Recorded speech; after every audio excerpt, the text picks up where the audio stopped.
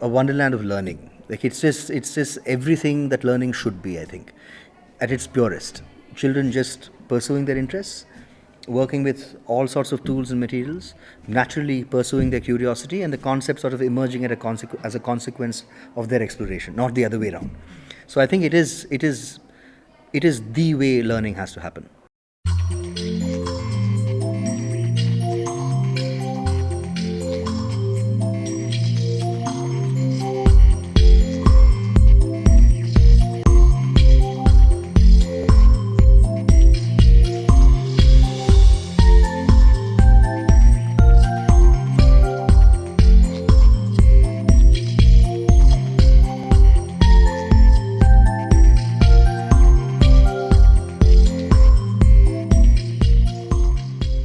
I've gone to many other schools in the past, and Inventure was definitely unique. It stood out to me because I saw that they really they go in depth with the topics, but it's not just all textbook reading and activities.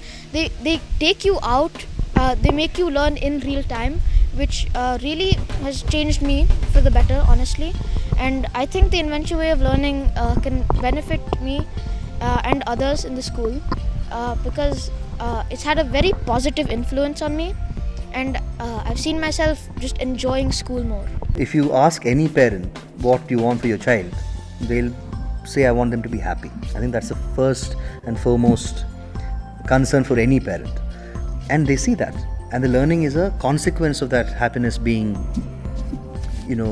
so visible. And when these kids are happy, they're pursuing what they love, and the learning is sort of happening. It's, I think, a dream for any parent, right?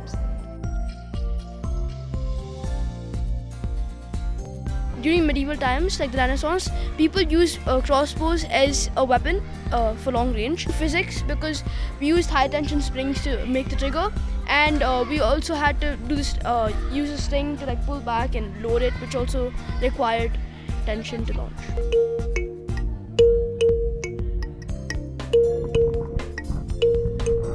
This is a kalimba, and this is made out of a coconut shell, and this is recycled from an old kalimba that we found lying around in the Makerspace. We wanted to spread the awareness of the kalimba because it was indigenous to Zimbabwe at first, and due to the British colonization, what we're learning in history, all of this indigenous music, arts, craft has been getting lost, and so was the kalimba. It was lost in time, and we're looking to revive it.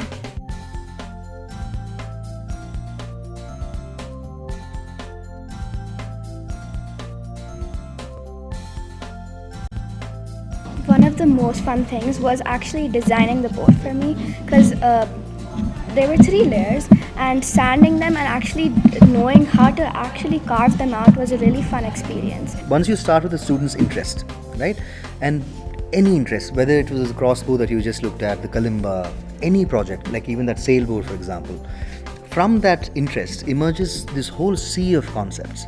And every object that you make at the Makerspace, and otherwise, an object has historicity, has a sociological context in which it is emerged, a cultural context.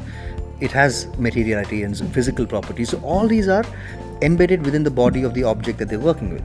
And through working with these objects and manipulating them, these concepts sort of get embodied in the children. And when they are exposed to these concepts in class, it's like, whoa, okay, this is what happened. So you have to race to the top. One is cells and one is viruses. We will ask you questions.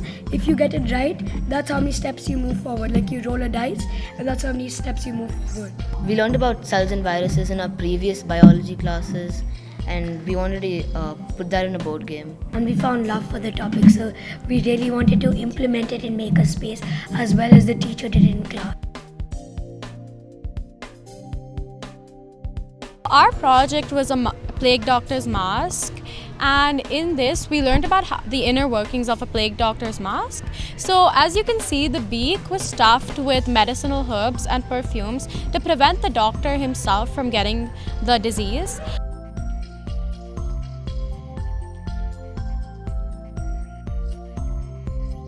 At the Makerspace, we are following something called the stream approach, where we have 8 different streams, from mechanics to acoustics and structures and so on.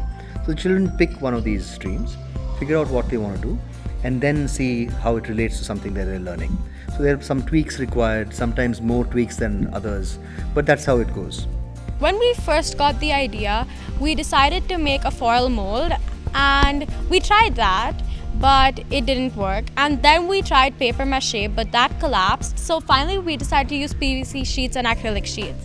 So it actually took a lot of hard work because something as simple as these curves, it took a while. But we took the PVC sheet like this and we used a ruler.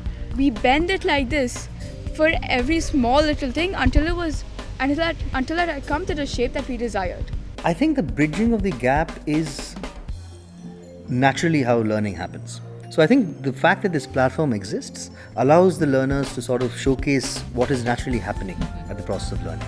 Because the more we work on something, the more it gets into our head, and I think that the classes taught us about it and Makerspace got it out inside so that we would not forget about it later on. I learned that I can be like a really good person with a team. Like I can really cooperate with them, and I also learned that I have this sense of creativity that's a bit like unique.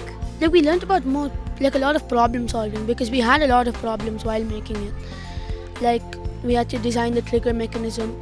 It took a while to make that. So I feel like my problem solving skills had improved. If you look at it not from the perspective of structure, but from the perspective of concepts. So what happens in like regular classroom is that there is a emphasis on the concepts that they learn. But here, because the making takes the center stage, the concepts emerge as a consequence of making. And this sort of bridging between the two worlds is sometimes through conversation, but mostly through their embodied sort of experience of making it. What I learned about myself, I was able to keep up and like learn about how all this connects with each other, and I was really able to understand how creatively I can think and how my critical thinking works.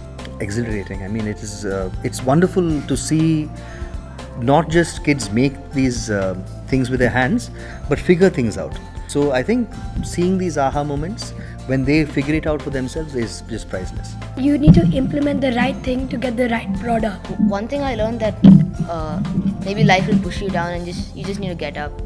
So for me, I'm like a child all over again. So many things I've learned, like so many concepts that I've taken for granted because I've done engineering and so on. So I understand these concepts, but the way they play out, the detail, the amount of effort it takes to just get that fitting right, it's just unbelievable. And the joy that comes from actually making stuff with your hands, it is just,